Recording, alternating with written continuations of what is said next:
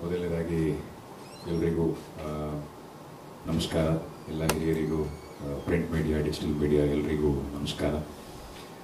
ಬಹಳ ಖುಷಿ ಆಗ್ತಾ ಇದೆ. 50 ದಿನಗಳು, ಪ್ರಾಬಬ್ಲಿ ಎಷ್ಟೋ ವರ್ಷಗಳ ನಂತರ ಒಂದು ಹೊಸ ತಂಡ 50 ದಿನಗಳ ಕಾಲ ಥಿಯೇಟ್ರಲ್ಲಿ ಸಿನಿಮಾನ ಉಳಿಸ್ಕೊಂಡಿರೋದು ಆರ್ಗ್ಯಾನಿಕ್ ಆಗಿ. ಸೊ ಬಹಳ ಖುಷಿ ಇದೆ. ಆ್ಯಂಡ್ ನಮಗೆ ನಂಬೋದಕ್ಕೆ ಆಗ್ತಾ ಇಲ್ಲ, ಇನ್ನು ನಾವೇ ಟರ್ಮ್ಸ್ ಬಂದಿಲ್ಲ. ಓಕೆ, 50 ದಿನ ನಮ್ಮ ಸಿನಿಮಾ ಮುಗಿಸಿದೀವ ಅಂತ. ಯಾಕಂದರೆ ಮೊದಲನೇ ದಿನದಿಂದ ಇವತ್ತುವರೆಗೂ ಬಹಳ ಸ್ಟ್ರಗಲ್ ಇತ್ತು, ಬಹಳ ಹೋರಾಟ ಇತ್ತು. ನಿಮ್ಗೆಲ್ರಿಗೂ ಗೊತ್ತಿರೋ ವಿಚಾರನ 25ನೇ ದಿನದ ಸಕ್ಸಸ್ ಮೀಟಲ್ಲೇ ನಾವು ಹೇಳಿದ್ವಿ. ಸಿನಿಮಾ ಬಹಳ ಕಷ್ಟವಾಯಿತು, 8 ಸ್ಕ್ರೀನಿಂದ 80 ಸ್ಕ್ರೀನಿಗೆ ಹೋಯಿತು, ಅದು ಇದು ಅಂತ.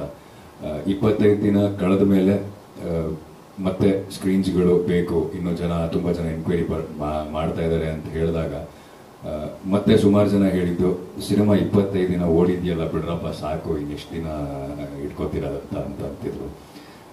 ಅವತ್ತು ನನಗನ್ಸಿತ್ತು, ನಾವಾಗಲಿ ಹೇಳೋದವರಾಗಲಿ ಯಾರು, ಎಂಡ್ ಆಫ್ ದ ಡೇ ನಾವ್ಯಾರು ಡಿಸೈಡ್ ಮಾಡೋದಕ್ಕೆ? ಎಂಡ್ ಆಫ್ ದ ಡೇ ಜನ ಡಿಸೈಡ್ ಮಾಡಬೇಕು ಯಾವ ಸಿನಿಮಾ ಎಷ್ಟು ದಿನ ಥಿಯೇಟ್ರಲ್ಲಿ ಇರಬೇಕು ಅಂತ.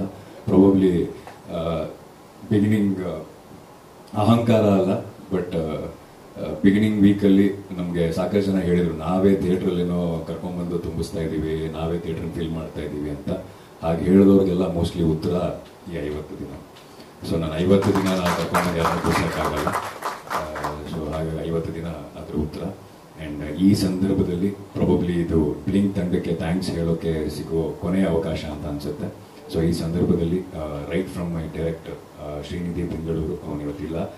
ಬಹಳ ಬೇಜಾರಾಯ್ತು ನನಗೆ. ಇಲ್ಲಿ ಬಂದಮೇಲೆ ಗೊತ್ತಾಯಿತು ಅವ್ರಿಗೆ ಹುಷಾರಿಲ್ಲ ಅಂತ. ನಾನು ಹೈದರಾಬಾದಿಂದ ಬಂದೆ, ಸೊ ಗೊತ್ತಾಗಲಿಲ್ಲ ಅವ್ರಿಗೆ ಹುಷಾರಿಲ್ಲದಿದ್ದು ನನಗೆ.